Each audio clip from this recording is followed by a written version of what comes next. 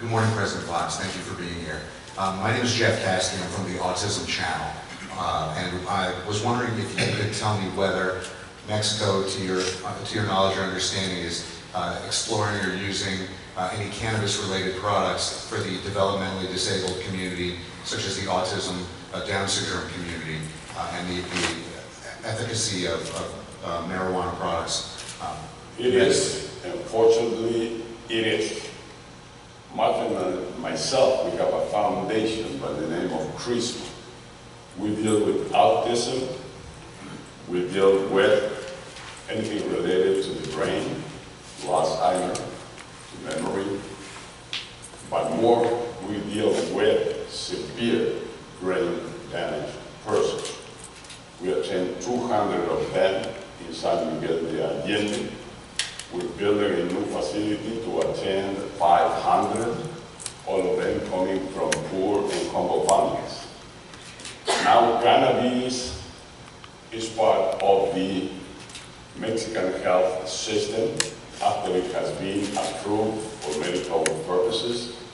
So health authorities in Mexico, the Seguro Social, the Seguro for Bureaucracy, the private system, now all of them have access and will take advantage of this new authorization to use cannabis for medical use. And I know we can help people with this kind of drug today, especially people that are affected in their brain. And I am sure it will be to the benefit of these great heroic persons in Mexico and elsewhere in the world. Thank you.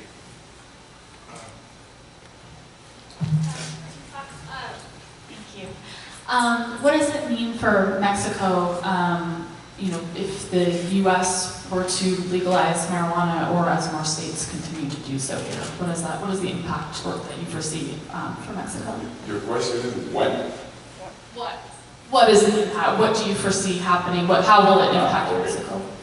Well, I think it was absolutely important and mandatory to move ahead in Mexico on this new situation with starting with cannabis and later on maybe, and I hope so, with other drugs.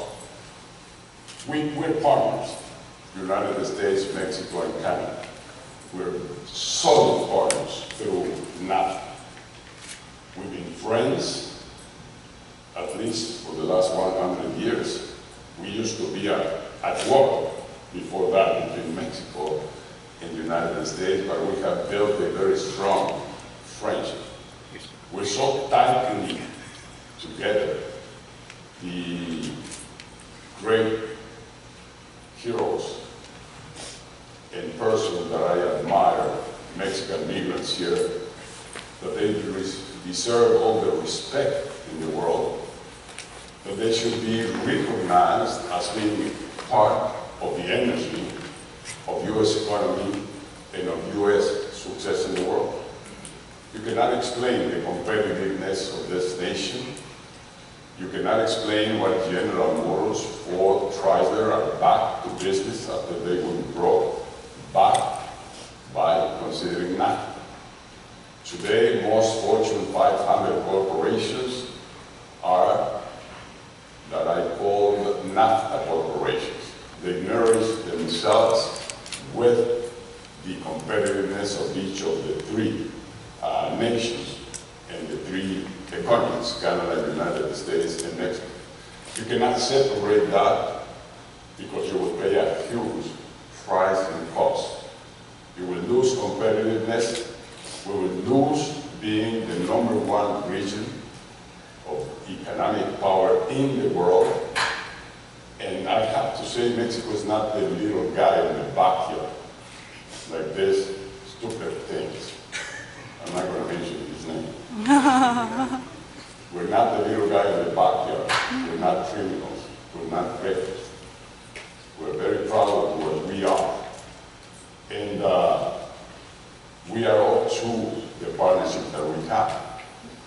trading balance is reaching $1 trillion, $1 million US dollars that we trade between the United States and Canada.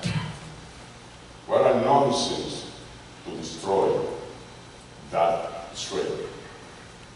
What a crazy idea, a war on trade between Mexico, Canada, and the United States. It's absolutely out of any consideration. Fortunately, our team in NAFTA on the Mexican side is very strong, very wise, very experienced. Fortunately, most Fortune 500, starting with the great big technology companies in this nation, are thoroughly against affecting NAFTA. There's no way they can get the talent they're getting. There's no way they can compete outside of the world. There is no way they can survive if it's not through this great association. All of this has to do with cannabis. Now this newly born industry, economic sector, is already larger in jobs, larger in sales, revenue, in dollars, than many other economic sectors and many other industries. And it's just the beginning. It has the capacity to create jobs, and will create it in Mexico. It has the capacity to stop the killings in Mexico. Now we're going to have farmers. Now we're going to have processors in Mexico. Now we're going to improve the quality of cannabis and marijuana in Mexico. Now we're going to be an exporting economy. And that will be, and it should be, one of the areas to negotiate on NAFTA. This product should be included in NAFTA. No barriers, no trade barriers, no taxes, and so on and on. That's what we should do, and I'm sure that's what we're going to do. Imagine the border between Tijuana and San Diego, where one side is already legalized and the other one does not, which would be Mexico. It would be crazy, that border. I mean, you cannot envision and sustain what it would be if one prohibits and the other one allows. That's the same conflict you have here in the States. Federal government prohibits, local governments allow. And fortunately, with a president like Obama, things were being worked out. With a dictator, with this guy that goes to the Congress today, what's his name? Sessions. I mean, let him try it. If he will learn that prohibition is going to work nowhere in the world. Are you speaking of the fact that the U.S. is in between two nations that will now have federally legal cannabis? So Canada will be federally legal next year. You're speaking of Mexico being federally legal, and you've got now the U.S., which will be stuck in the middle, much like Mexico is stuck in the middle of the producers and the U.S. Is that the parallel you're drawing? If you start walking backwards, because right now we're equal in regulation, basically equal to three nations. Mexico was, like in Canada now, is updated. So now we're on a common ground to develop this industry. And, but the administration is the one that has to accept the law. Unfortunately, in the United States, the federal law is still very restricted. It criminalizes drugs. It's incredible. You have close to 3 million people in jail. Here you're feeding them with $100 diet a day. And because they did it, just exercise their own free will and free responsibility. This nation should learn that the prohibition and the criminalization came from dogmatic reasons, from religious dogmatic reasons 100 years ago. Because the rest of the world, Mexico, even before we legalized, now we were already open to consumption. So consumption right now, maybe 80% of nations in the world do have that public policy. Consumption is accepted. It's not criminalized anymore. It's leaving the citizen to decide on his own. So nobody penalizes consumption except this nation that created the paradigm of prohibition because of the evangelicals and the Protestants and the Catholics. It's incredible. 100 years after, we're still praying to God on one side and using the stick to punish sin on the other. It's incredible. President Fox. Sorry. Thank you, sir. Thank you for your time. Do you think first of all, a couple of questions. One, what are your thoughts on the medical marijuana legalization bill in Mexico City that passed the House just about a month and a half ago? And also, because you mentioned NAFTA a few minutes ago, trade barriers, how do you see the international cannabis industry changing, evolving over the next few years? Your first question is related here, in Congress here?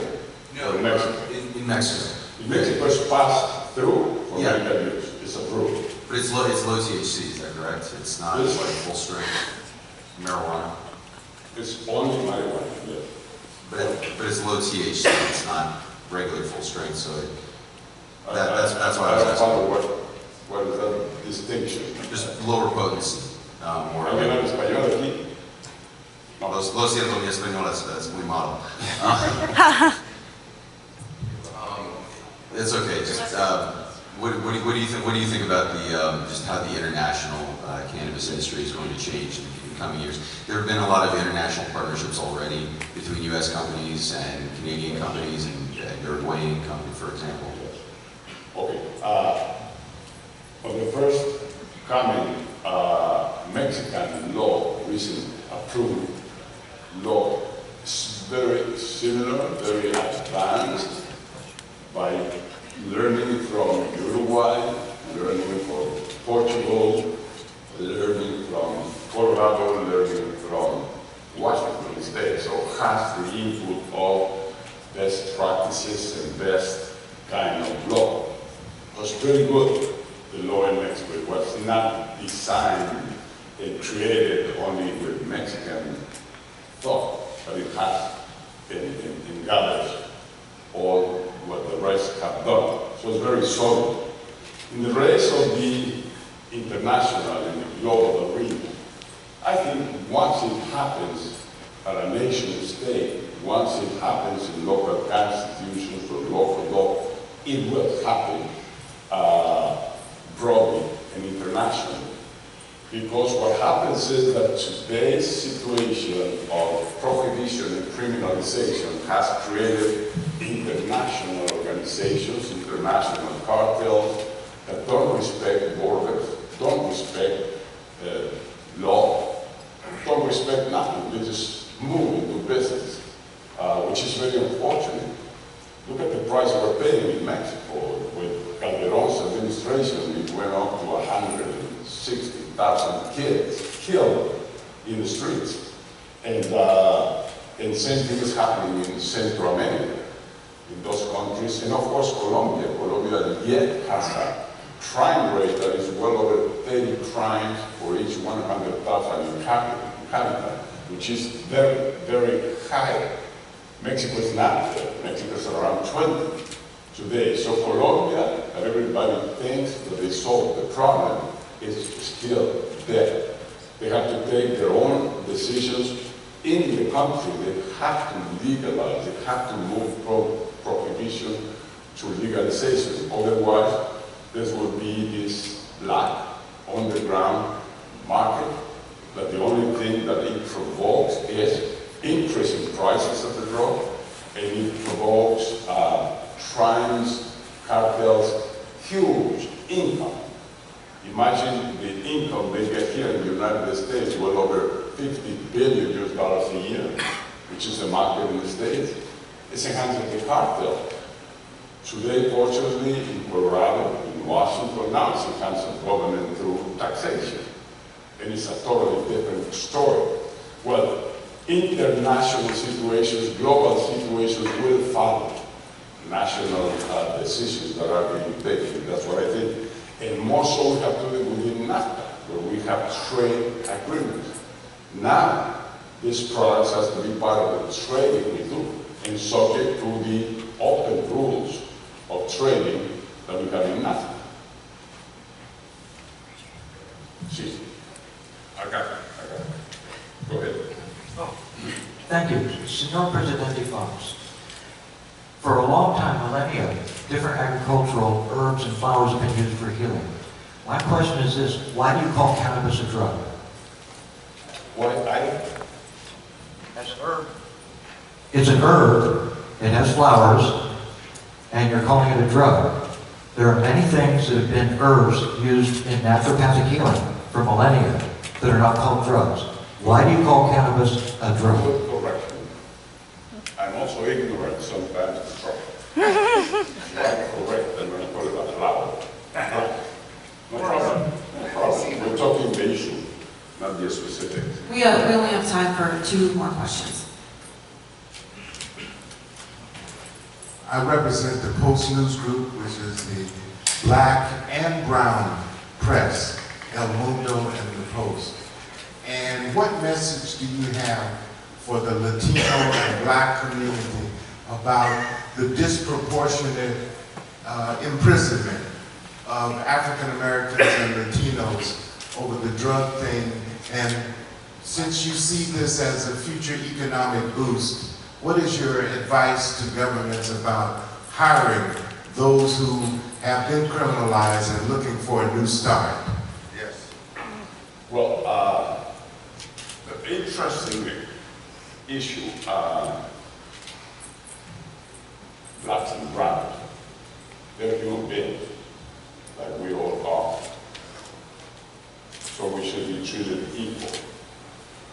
And just statistics don't show that. And again, this nation still has a long, long road ahead to totally leave behind discrimination, to totally leave behind this xenophobic, white, Nazist, many times, actions and feelings. Long, long way ahead. And the future, the immediate future, doesn't look that bright. With guys like Sessions, with guys like Trumps. I mean, they remember me of Hitler. They remember me of the gorilla we suffered in Latin America for a whole century, the 20th century. All kinds of dictators, military dictators, personal dictators, dogmatic dictators, all kinds of populism and demagoguery. We in Latin America know what happens when you live by populism or demagoguery. We in Latin America know what it is about isolationism. What is building walls?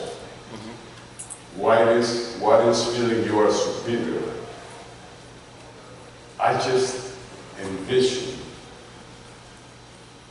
what happened in Latin America is that by this dictator, this powerful messianic false prophet leadership, we felt and sat in a chair to watch TV and wait for these guys to solve our problems.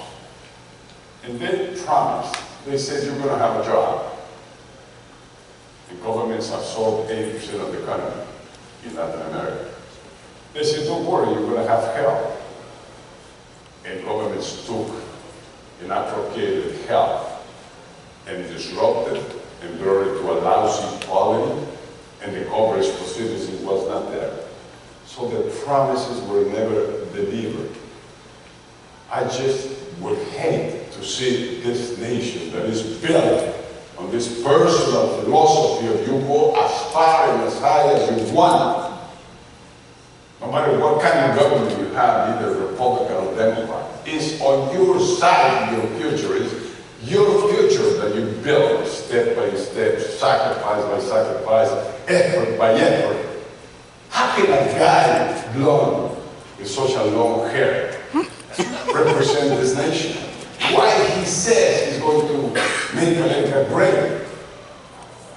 U.S. citizens have made America great since the founding fathers and the first people that migrated from the east to the west. People that my grandfather, that in Cincinnati, Ohio, decided to move as a migrant to Mexico on his own to look for his American future. He was not waiting for government to give him his American dream. He found it himself. So the soul, the spirit, the power of this nation is at stake. And so America, wake up. Don't go after false prophets. They will take you to the desert. They will take you to nowhere. This will be the last question. We only have 1 minute for a response. With CBS in San Francisco. You're very outspoken, obviously, against President Trump. How would you treat him if you were still president of Mexico? What would be your advice to other leaders around the world who are dealing with that right now? Don't ask me that question. How do you treat beasts? You domesticate them for a vicious trial when they are running wild. How to know it? He will have his own castillo. I mean, when you create fire, you burn yourself. When you create storms, denigrating others, offending others, you get what you promoted.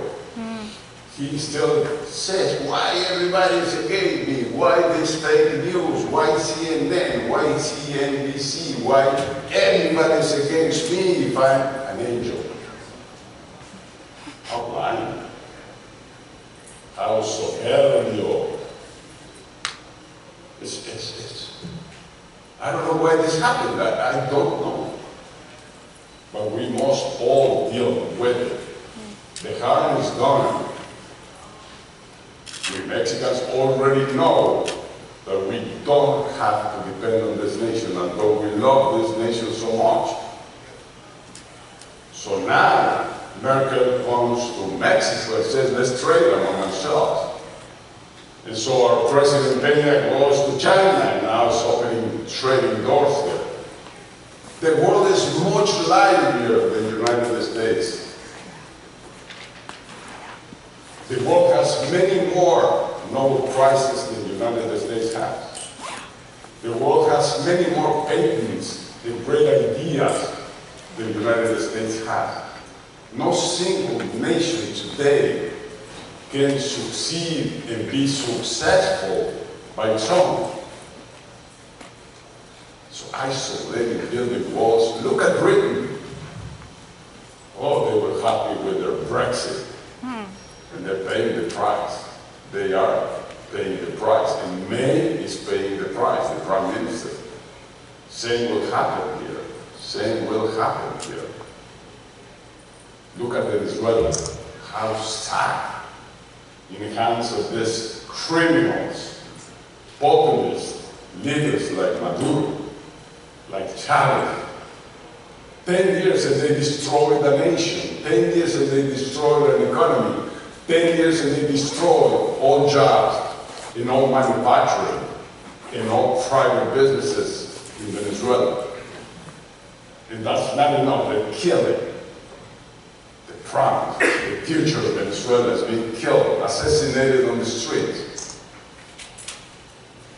And instead of sending those 30 or 50 missiles to Syria, maybe Trump should have sent them to Maduro. Why the United States is buying all the oil from Maduro? Why do they let him do business here with tens of thousands of gasoline stations that are nourishing Maduro to buy weapons and to kill young people, millennials. We have to work on democracy, we have to work on freedom, we have to work on human rights. We have to work on unity, solidarity. That's what we have to do in the world. There are leaders, evil leaders like Trump, like Hitler, like Chavez, like Maduro. There are compassionate, great leaders that transcend on the other side. The Mahatma Gandhis, the Martin Luther Kings, the Lech Walesas, the Nelson Mandelas. That's the way to go. I finish with these words of Dalai Lama. Brilliant mind. The world belongs to humanity, not to Trump. Nations belong to their citizens, not to Trump. And citizens decide where we're going and how far we're going to get. And nobody should get in between. Viva Dalai Lama, great words, profound work. Maybe I don't get my visa next time. Thank you so much.